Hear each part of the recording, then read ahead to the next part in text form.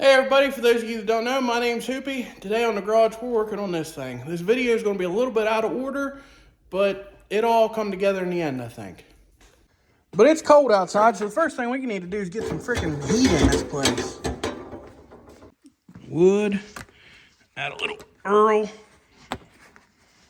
add some brake clean, and hit her with a torch. That's more better. That don't take long to get heat in here that way. All right, so to get started on this thing, I'm taking this flat tire off the front and I'm gonna switch it with the tire that's still got air on it in the back, and that's just gonna be so it's easier for me to move in and out after I'm done with this. As soon as I get that done, we're gonna be tearing this thing down. If you're a subscriber of mine, you're probably gonna be wondering why in the hell I'm junking everything all of a sudden. Well, the simple fact is every few years I get tired of looking at everything and I've just gotta clean it the hell out.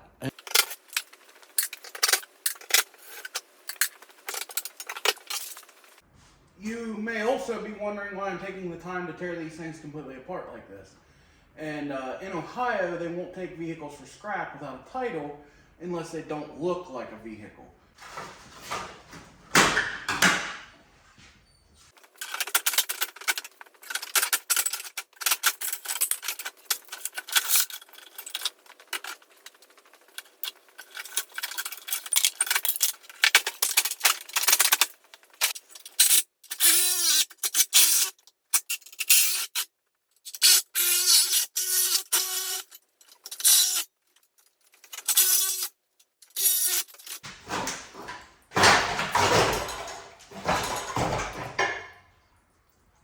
Nice big aluminum radiator here.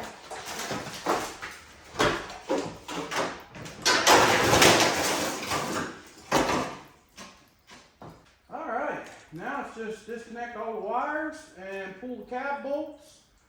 And this thing can go back out because we'll need a tractor to pick the cab up off of it.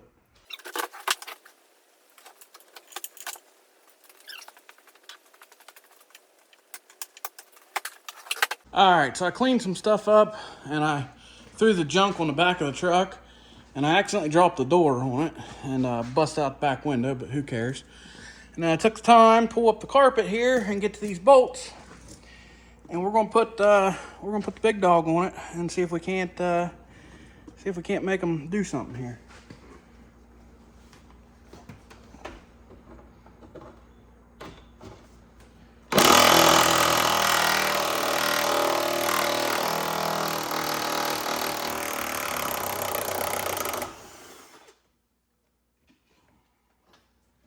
Well, we got one to come out.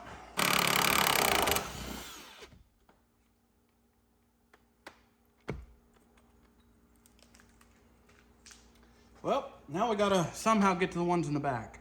For some reason, this seat won't lean forward. There's no handle to click it or nothing.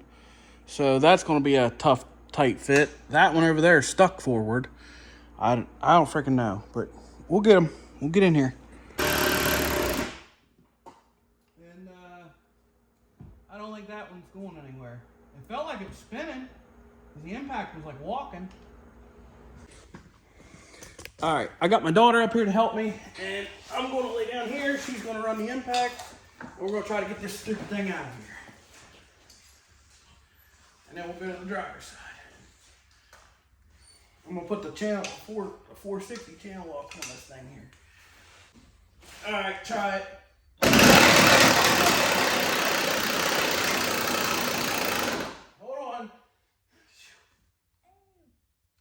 I'm gonna have to heat that up with a torch, and we'll try it.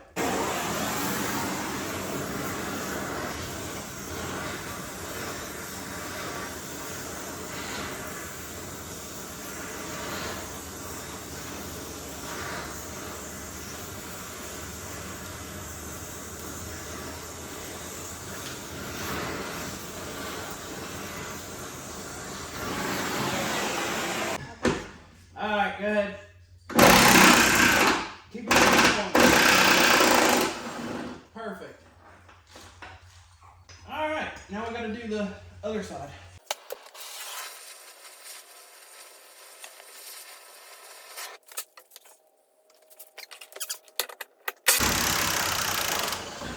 Good job. Thank you. Thank you very much. I couldn't do it without you. Good job, I can have you. That's fine. He can stay in there.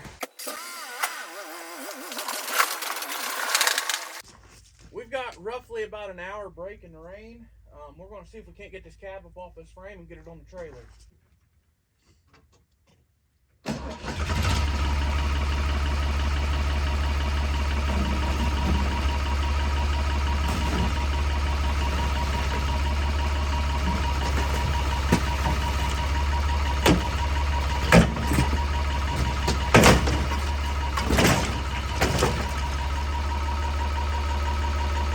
Parking brake cable's got us.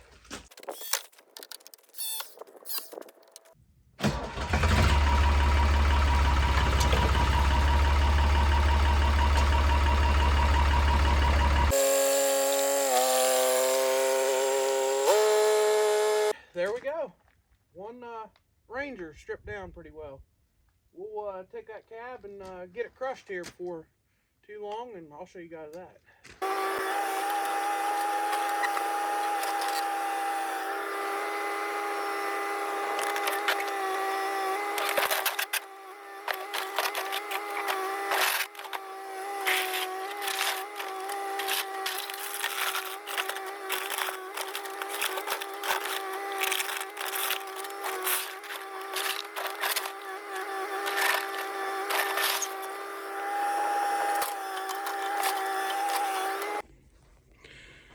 So, like everything I start one thing and then I have an idea to do something totally different because it sounds cool.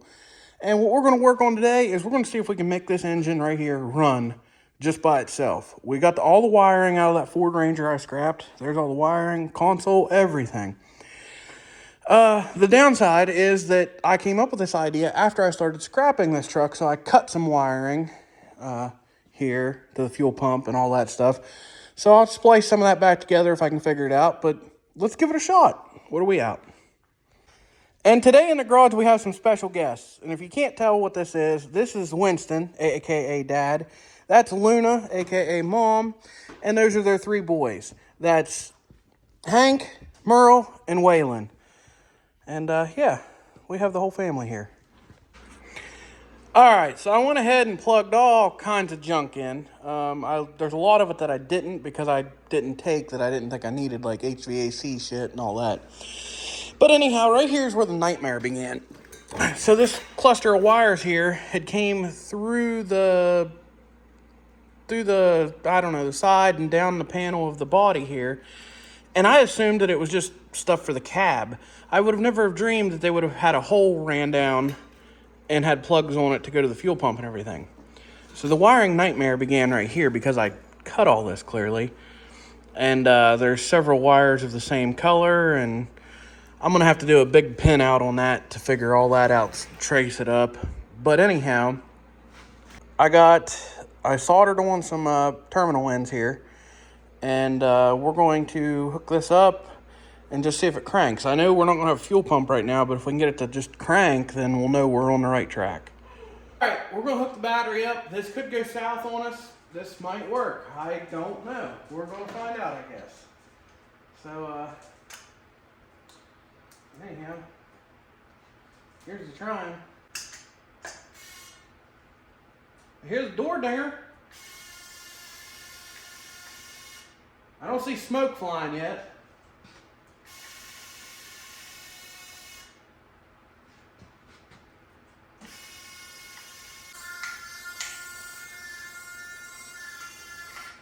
And that's how we eliminate that. That was driving me nuts.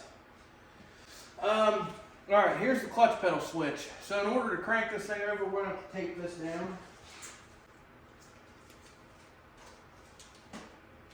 And all this is doing is telling us that the clutch is pushed, because this is standing. I guess. There's the key on. Oh. I heard stuff click. Forgot something important.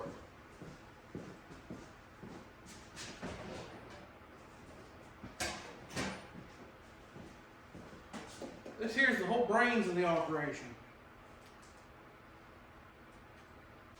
Alright, there's the computer back in the equation. Well,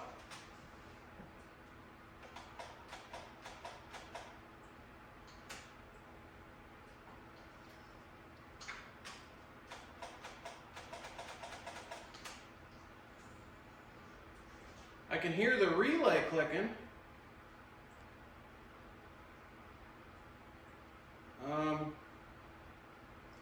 So we don't have power going to the starter though.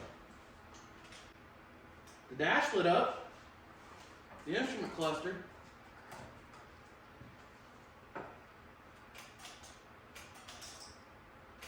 We don't have power from the relay to the starter, or somewhere along the line something's dirty there. I'm gonna clean some stuff up and we'll see if we can figure this out.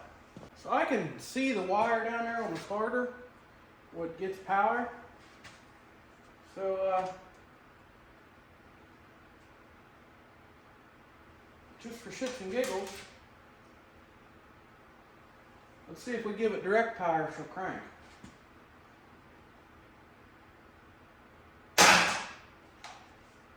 It'll crank over. So for some reason from the relay to the starter, I'm guessing I have a plug-in that's not plugged into a safety somewhere on something stupid, and we'll have to eliminate that later. But for now,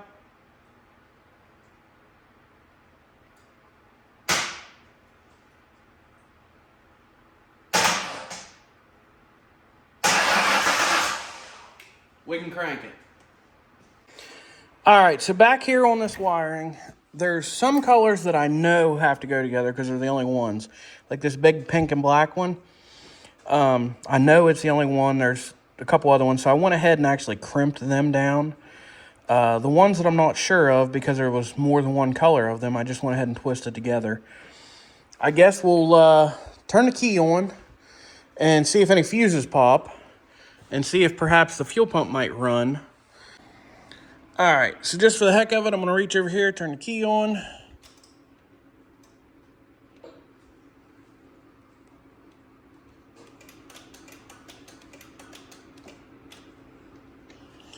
And I don't hear the fuel pump running. I never heard it kick on or anything. So I clearly don't have something right still, I would say. Or, I mean, I guess possibly there's a fuse or something. I don't know. We'll look around and keep digging here, though. So I went ahead and grounded this wire here in this harness. This it's black. Clearly, I think it's ground. And whenever I turn the key on, I think I can hear something back here now, but I don't know. I can't tell.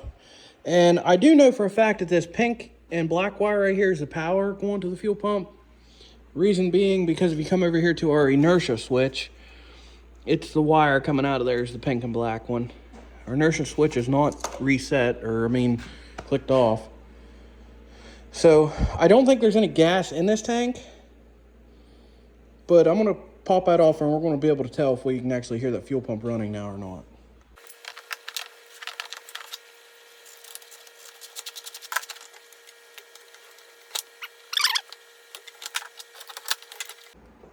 There ain't nothing down in this tank but varnish and some corrosion on the stuff. All right, let's turn the key on and see if we can actually hear this thing run now.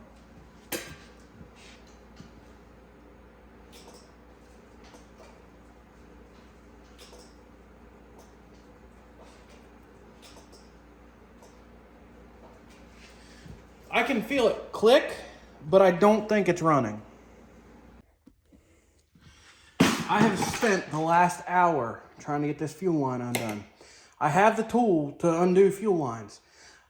I had it and used it on the other Ford Ranger when I fixed it. I cannot find that thing anywhere. So I took a small piece of pipe, 1/4 inch pipe, or maybe it was 1/8 inch, I don't know. And I cut it down the middle with a grinder and cutoff wheel. And I drove it in there, around there with the hammer, and twisted on with channel locks and got the gas line slide off there. So there's a way you can make your release if you need to. We're up here on the workbench. We got the fuel pump out of the tank. I'm gonna hook this to the battery and just see if we can tap on this and make this run. I'm trying not to spend any money until we know this thing runs. And then I'd buy a fuel pump.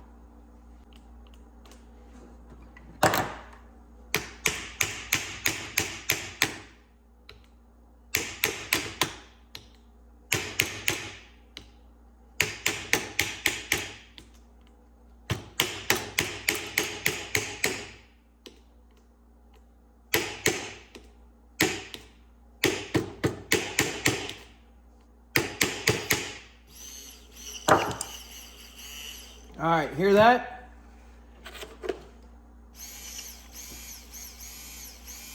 We got the fuel pump freed up. So this fuel pump here has this goofy setup on it. It doesn't have a return line coming from the engine. The return is right here. This is regulated right here. It puts back what the pump doesn't need to send to the engine to run. It splits it here. So for us, what this means is, if we take something like an empty concrete cylinder and simply fill it up with gas and stick this down inside the tank down in here, we ain't gonna run.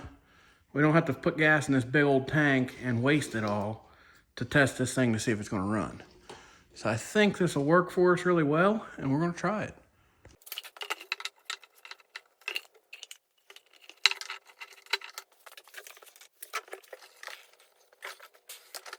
Got the battery all hooked back up. Everything should be in order. We're gonna turn the key on and see if the fuel pump primes.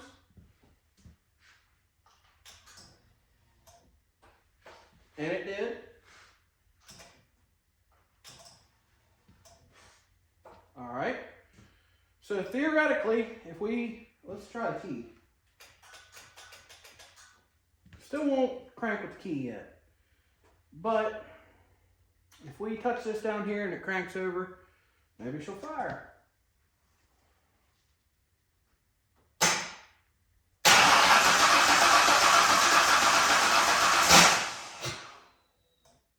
She chugged.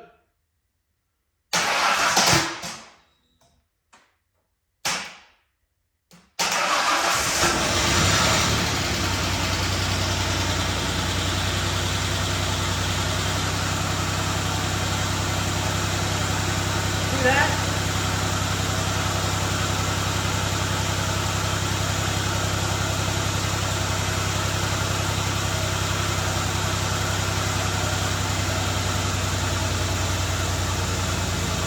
Stupid thing runs good.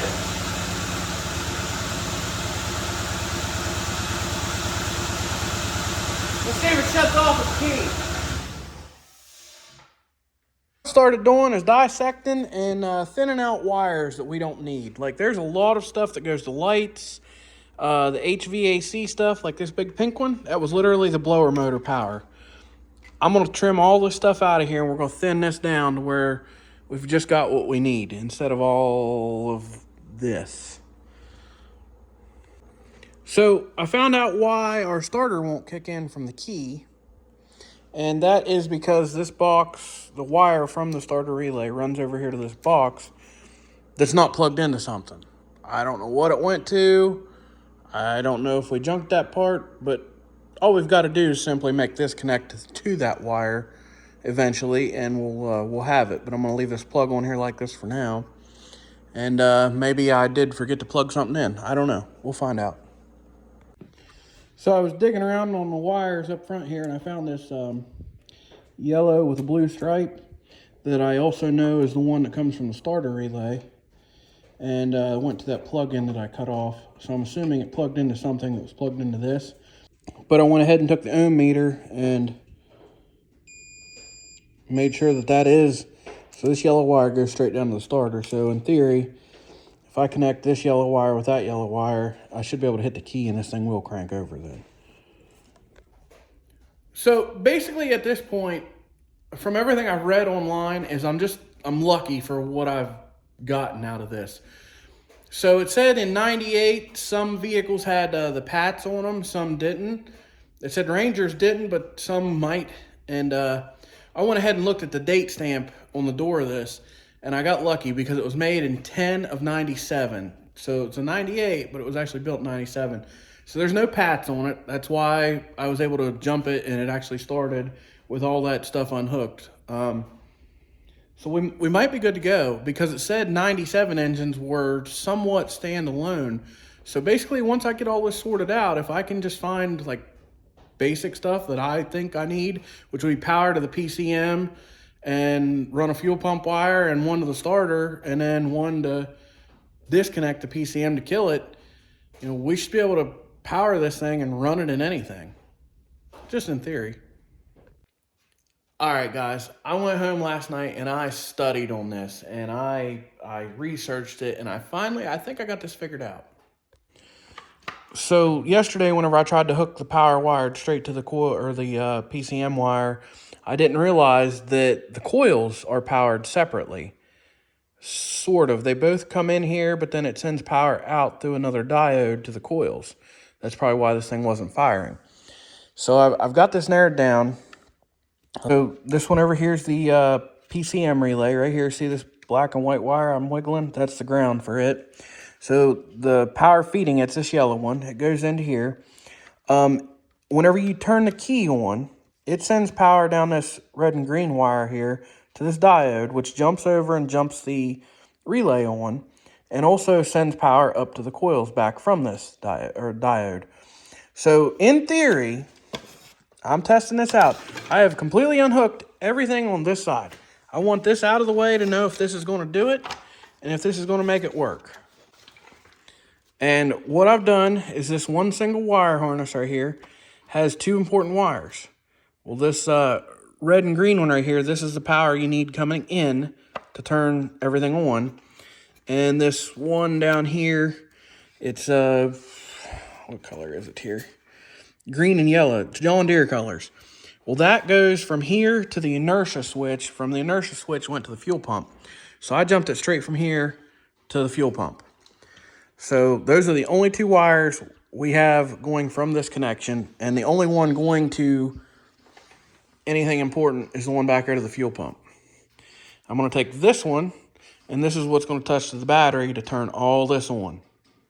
Hopefully the fire doesn't fly. If it does, I got smart and I put my wires on a clip here so that I can grab it off here pretty quick. But in theory, this should work. Fuel pump kicked on for 3 seconds and primed like it's supposed to.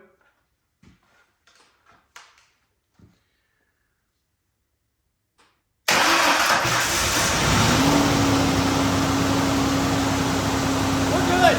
We got standalone. I don't need any of this other bullshit.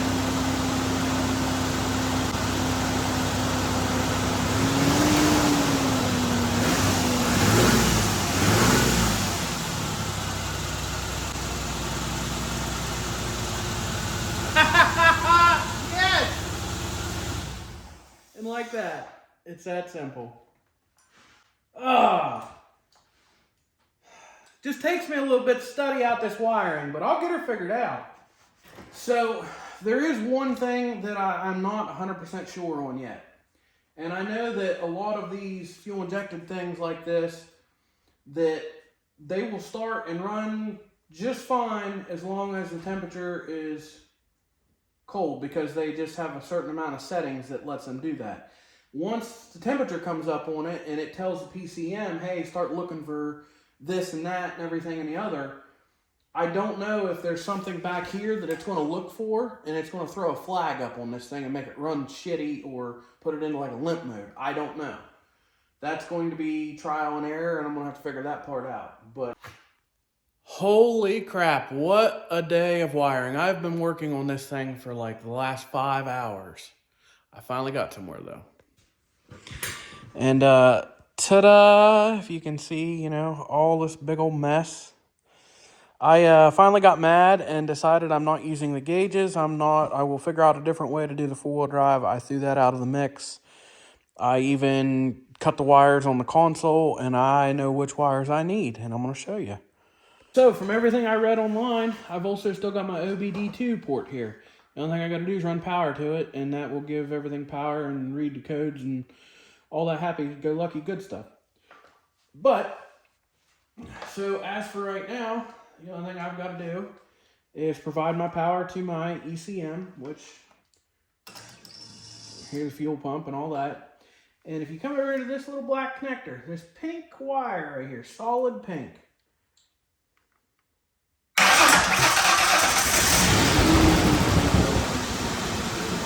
And, like that, it's running out of gas. It's about out.